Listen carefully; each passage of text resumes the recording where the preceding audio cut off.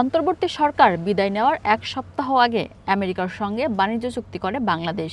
ওই চুক্তির ফলে বাংলাদেশি পণ্যের ওপর শুল্ক ১% কমিয়ে ১৯% করে আমেরিকা। আর চার্জ মিলিয়ে আমেরিকার বাজারে বাংলাদেশি পণ্য রপ্তানিতে মোট শুল্ক হতো ৩৪.৫%। Charged to the USA, including currency manipulation. তবে গেল ২০ ফেব্রুয়ারি বিশ্বব্যাপী ট্রাম্পের শুল্ক আরোপকে অবৈধ ঘোষণা করে মার্কিন সুপ্রিম কোর্ট। সেদিনই সন্ধ্যায় international emergency economic powers act ব্যবহার করে ২ দফায় প্রথমে ১০ ও পরদিন আরও ৫% বাড়িয়ে ১৫% শুল্ক আরোপ করে প্রেসিডেন্ট ডোনাল্ড ট্রাম্প। এতে দেশটির বাজারে পণ্য রপ্তানিতে বাংলাদেশের এখন মোট শুল্ক দাঁড়িয়েছে ৩১.৫%, যা আগের চেয়ে ৩% কম।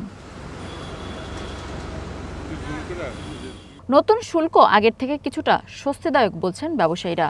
প্রতিযোগিতায় থাকা দেশগুলোর থেকেও ভালো অবস্থানে থাকবে বাংলাদেশ বলছেন ব্যবসায়ীরা। স্পেশালি টি শার্ট বা যেটা আমাদের প্রাইস রেলিভেন্ট যেই প্রোডাক্টগুলো সেটা আমরা এক্সপোর্ট করে থাকি। তো সেই জায়গা থেকে আমাদের এই মার্কেটটাও low end customer, mid level customer সারা ওয়ার্ল্ডে এটা একটা বিশাল কাস্টমার কনজিউম করে। তো ওই প্রোডাক্টটা যদি আমাদের এখান থেকে আমরা 15% ট্যাক্সে যদি আমরা এক্সপোর্ট করতে পারি, ইউএসের যারা ইম্পোর্টার আছেন তারাও তাদের কস্টিংয়ে এখানে একটা বেনিফিট পাবে বাংলাদেশ থেকে ইম্পোর্ট করলে।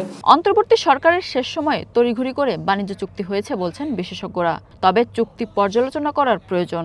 সেই সাথে ট্রাম্পের আরোপিত নতুন শুল্ক আলোচনার মাধ্যমে কমানোর সুযোগকে কাজে লাগানোর তাগিদ অর্থনীতিবিদ ও ব্যবসায়ীদের। তুলার কথা শুধু নয়, এখানে তুলা বা ম্যানমেড ফাইবার যেটি আপনি ইম্পোর্ট করেন না কেন, সেটা করলে তার একটা মেকানিজম রেডি করবে বলছে। কোনো মেকানিজম রেডি হয় নাই। এইটা কি ওই তুলা ইম্পোর্ট করলে ওই তুলার এগেনস্টে, পোশাকের এগেনস্টে দিবে, নাকি কত বিলিয়ন ডলার তুলা আনলে তার এগেনস্টে একটা কোটা দিয়ে দিবে? কোনো কিছু বলা নেই। আপনি যদি টেক্সটগুলো পড়েন, টেক্সটে স্পষ্ট লেখা আছে যে আমরা we will establish a mechanism, যে কিভাবে এই একটা ভলিউমের এগেনস্টে কতটুকু আমরা অ্যালাউ করতে পারবো। ফলে এটা অনেক একটা জটিল চ্যাপ্টার। মেকানিজমটা নিয়ে এখন আলোচনা শুরু নেই, 5-6 মাস লাগবে। এখন যে 15% হয়েছে সেখান থেকে শুল্ক কমার যথেষ্ট সম্ভাবনা রয়েছে। প্রোঅ্যাক্টিভলি যদি অগ্রসর হয় তাহলে সেক্ষেত্রে আমরা আমাদের শুল্ক কমাতে পারি। খুব সহজেই আমরা সেটা 11-12% করে ফেলতে পারি যদি আমরা এই মানে টিকফাস্টে আলাপ আলোচনা করি। চুক্তিটা রেখে আমরা প্রয়োজনীয় সংশোধনী নিয়ে আসার জন্য তাদের সাথে আলাপ আলোচনা শুরু করে দিতে পারি। চুক্তিটা হয়েছে ঠিকই, কিন্তু এটা এখনো পর্যন্ত কার্যকর হয়নি। আমেরিকার সঙ্গে বাংলাদেশের টিকফা চুক্তিকে কাজে লাগিয়ে নতুন আরোপিত শুল্কের পরিমাণ কমানোর দ্বিপাক্ষিক আলোচনা জলদি শুরুরও তাগিদ দেন বিশেষজ্ঞরা। মিনা ফেরদাউস, ওয়ান নিউজ, ঢাকা।